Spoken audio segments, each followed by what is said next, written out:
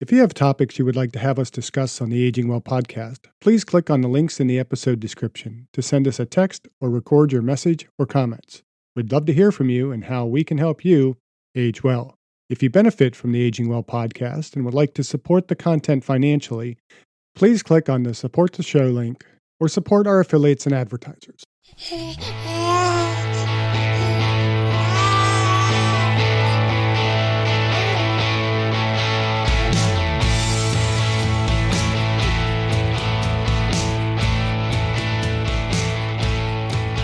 Welcome to the Aging Well podcast. I'm Jeff Armstrong here with Corbin Bruton.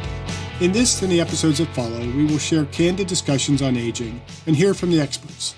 We are here to inform and encourage as we experience, aging.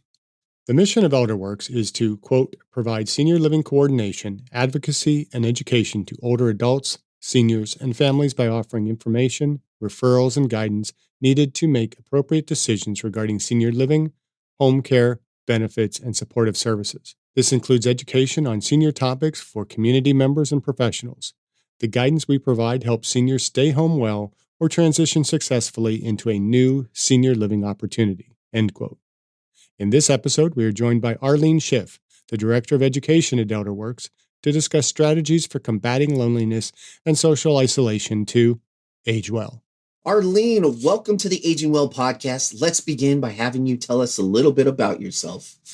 Well, good morning. Thank you. So my name's Arlene Schiff. I am a nurse. I'm an education specialist with Elderwerks. I'm a certified dementia-capable care instructor. Been in the healthcare field my entire career, focusing on seniors and caregiving and the crazy journey of aging for the past 20 or so. Hey, so let's tell us a little bit about Elderwerks and what it's all about. Elderwerks we're a nonprofit organization, and we're dedicated really to enhancing the quality of life for seniors and their families. We provide senior living coordination, advocacy, education, comprehensive support for older adults, seniors, caregivers. We have senior guidance advisors that help families find the right solutions for their loved ones, for their aging loved ones, and it's complimentary service. We provide, again, information, referrals, guidance on home care, supportive services. If you need more information on veterans benefits or attorneys for elder law, housing options, we're the place to go.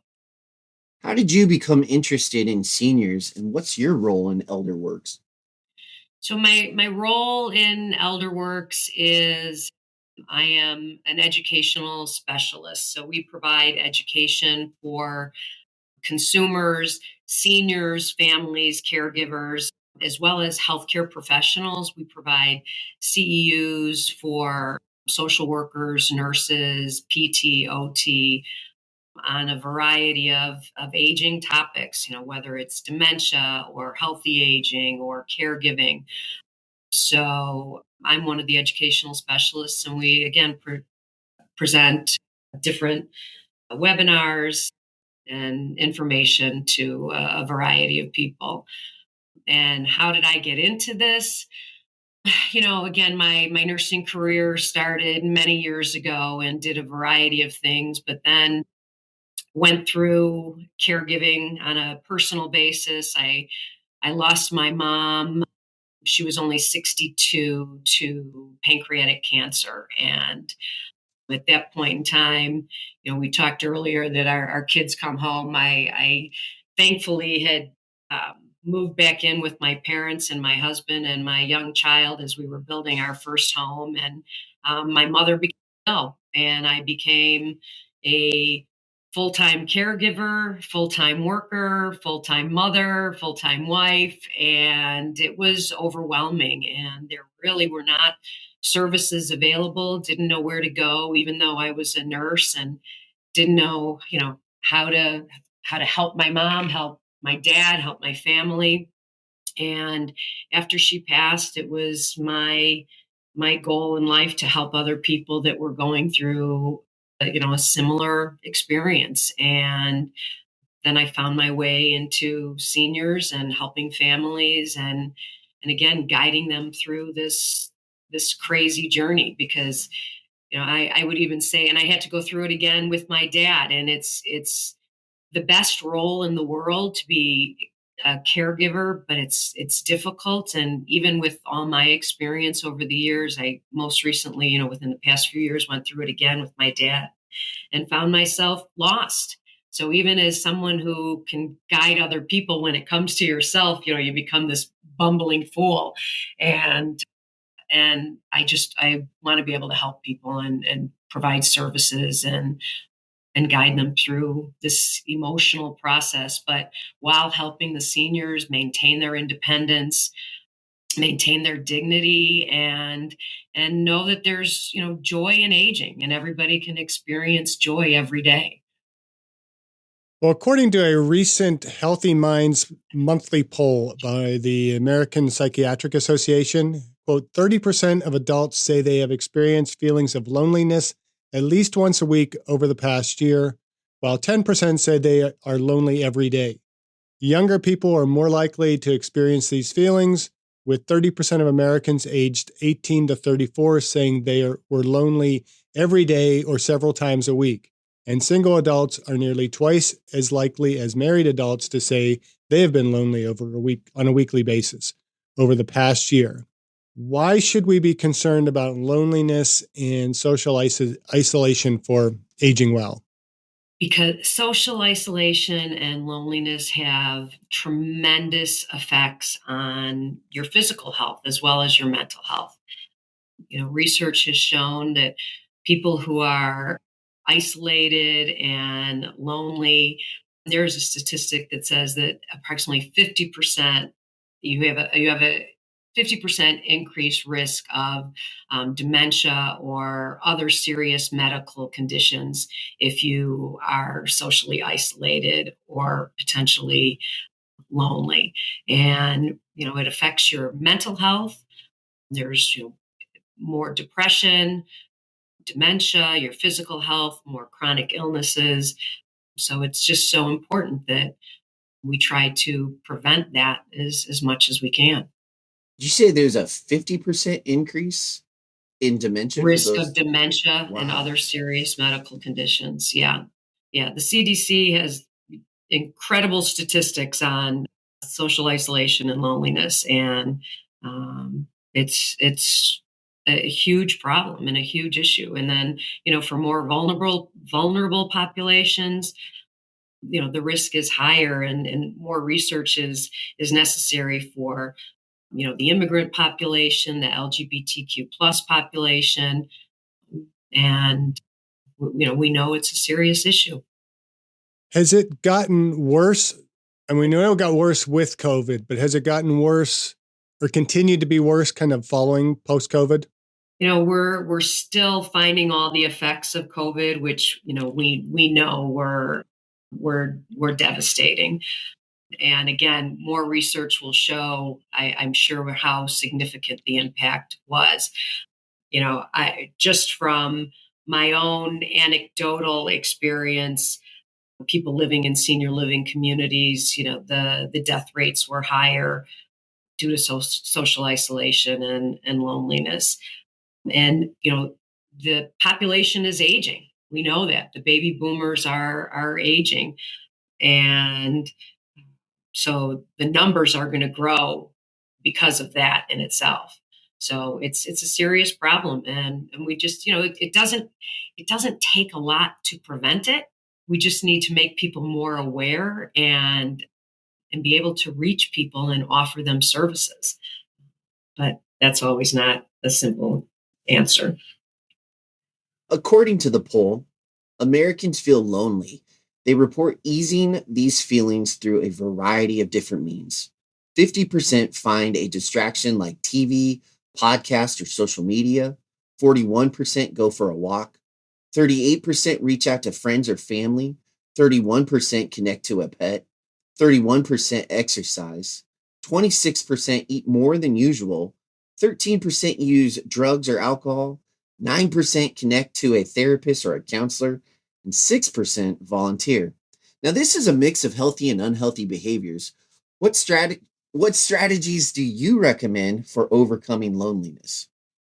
There's so many different things. There's so many different ways to counteract the negative. You know, the activities that you talked about, the meaningful and productive activities, we know they boost mood, they help maintain your well-being and your cognitive function. It's important to reach out. There's community programs out there, there's senior centers, there's social clubs.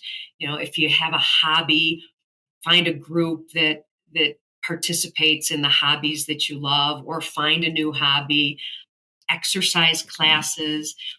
People who, the aging population is not as familiar or comfortable with technology, but there's so many opportunities for technology training.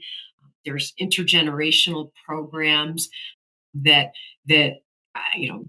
it's such a wonderful thing to see intergenerational programs. And you talk about technology. You have younger people teaching our seniors how to use technology and sharing stories and ideas, and it's just a unique and joyous experience to be a part of and watch.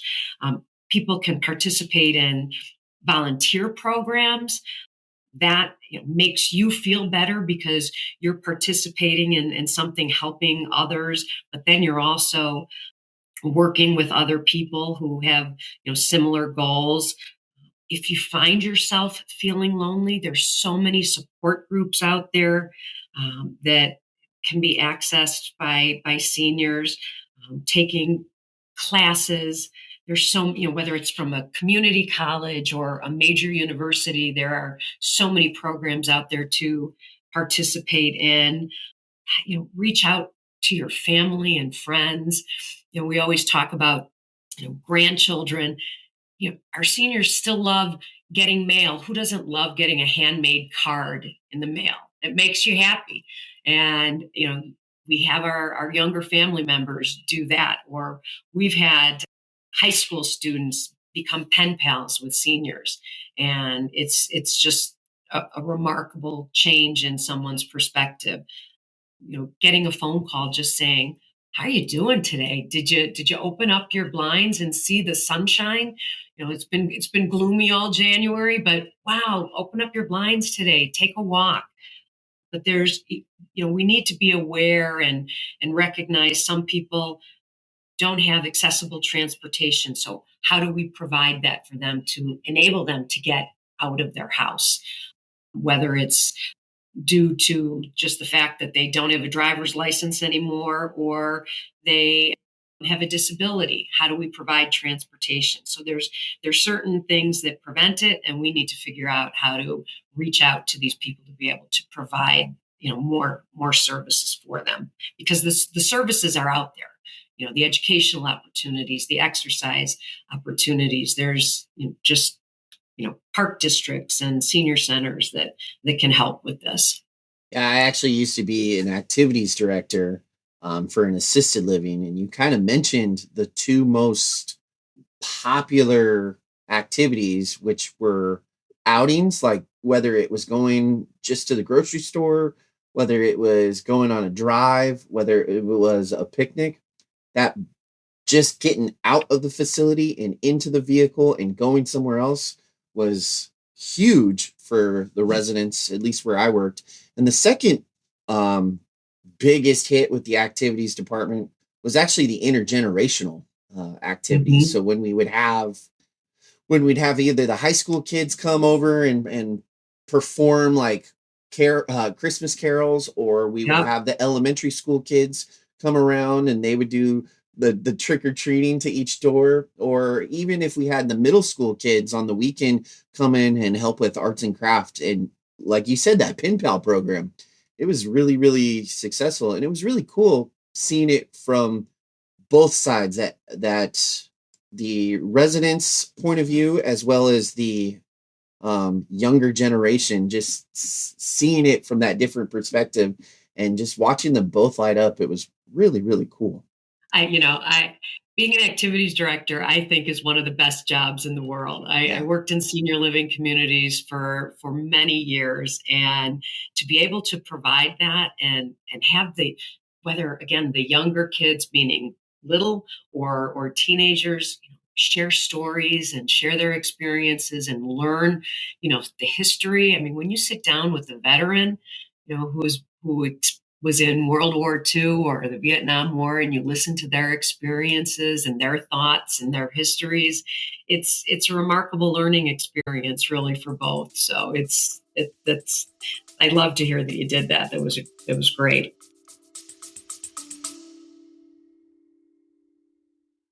I discussed my epigenetics test with True Diagnostic co-founder Hannah Wendt in episode 162. Epigenetic testing measures baseline and changes in your pace of aging, giving you the power to steer your anti-aging or health and wellness journey in the right direction. I learned that I am aging well. Click on the affiliate link in the episode description, use the promo code AGEWELL, and receive a 12% discount on your epigenetics test and monitor your pace of aging. I just heard of a recent program. I think it was in Pittsburgh for some reason. Maybe it's just because I'm from Pittsburgh and that's where I wanted to be, but I'm pretty sure it was in Pittsburgh where they had a school district that had very low attendance rates for the variety of reasons that you see in poorer communities. And they have a program now where seniors will call the kids in the morning and just, hey, this is your wake up call and make sure you get off to school. And it's just been a really great connection between the younger generation, the older generation, and getting these kids off to school. And if there's a difficulty, getting them physically to the school, I think they actually even provide rides for the kids to get to school. And there's just so many different programs that we can do in our communities. And that kind of leads me to my next question is, our communities can do a lot more to guard against loneliness in both the young and the old.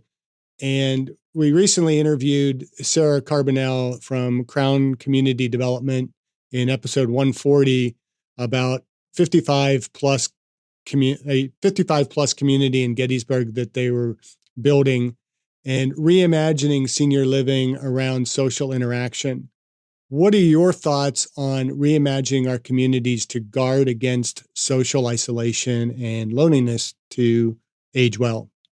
I think it's great, and I think it's so important. Going back to what you were saying about the community and the phone calls with the making sure the younger children are getting off to school okay, and we're all social by nature, right? I mean, you go to Maslow's hierarchy of needs, right? We have our basic needs but we have our psychological needs and our love and belongingness needs, and you want to be socially connected and have relationships and have community, and I love the program that you were talking about. It gives everyone such a sense of purpose and a sense of love, that there's someone who cares about me, and that for the children and for the adult, that someone needs me and I'm still worthy and worthwhile and fulfilling, my own needs and helping another person.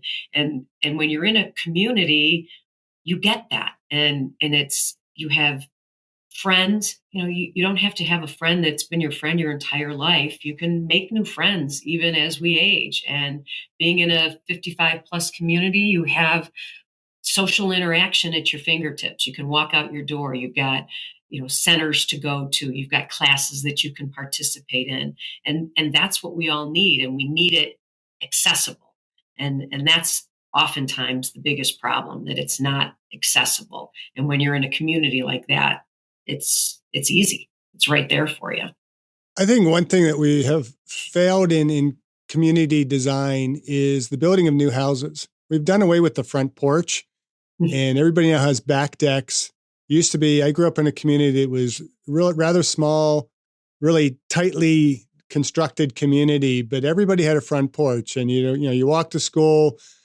Grandparents were always kind of like sitting out on their porches, and they're kind of watching over the kids, and you knew your neighbors and all those types of things. I think we've really lost that as a big piece of, combating this isolation and loneliness.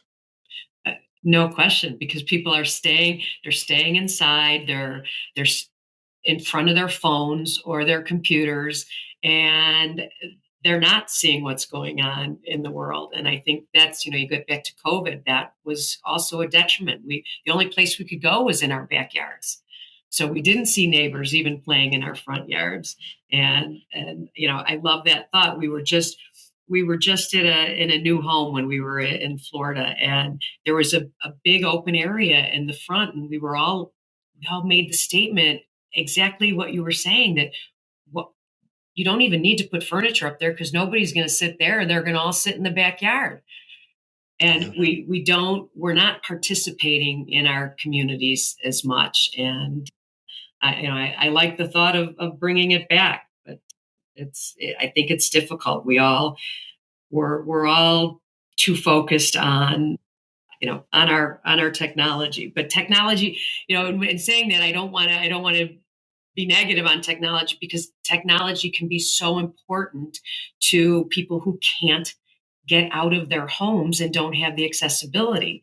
That's where we want you to utilize technology. There's absolutely use FaceTime, get an Echo Show or any of the other screens, or I forgot what the computers are called for the seniors. There's special computers that they use that you just touch a button and they can access their family members. Because how wonderful to be able to see your loved ones, even if they live across the country. That can reduce loneliness. So we need to take advantage of that too. I was thinking when you said about, writing a card and sending it to the grandparents, I was thinking, yeah, these kids today probably are like texting and sending, TikToks to their grandparents instead of sending cards. But even that is better. They're seeing each other. Yeah. During COVID, we used to encourage the families, share a recipe. Share a recipe with grandma. You can all cook together, and she can say, oh yeah, you add a little pinch of this and a little pinch of that. And you're still cooking together, even if you're in 2 or 3 different homes, but you're still sharing that experience. And or send grandma a pizza, and you're eating a pizza at the same time, so you're still having dinner together. So there's ways to utilize technology and still be together and experience that joy. So my next question, it is something that we ask all of our guests, and that is, what are you doing to personally age well? Do as I say, not as I do, right? you know, my husband and I are coming to the point in our lives that we are really focused on that. And it's a great question. I think, preventative health care, making sure that we're staying ahead of things with, screenings and checkups and vaccinations and things like that. And staying engaged and making sure that, when we do retire, that, we're going to have hobbies and interests and things that are keeping us busy, connecting with the community, making sure that we're exercising. I focus on at least 5 times a week, if not more, exercising, both cardiovascular and weight training, as well as mental training, learning something new and keep reading, to keeping our minds active. And we're very focused now on our diet and making sure that we're eating healthy. So we're thinking about those things all the time. And then, I share a lot with my kids and our family about staying connected.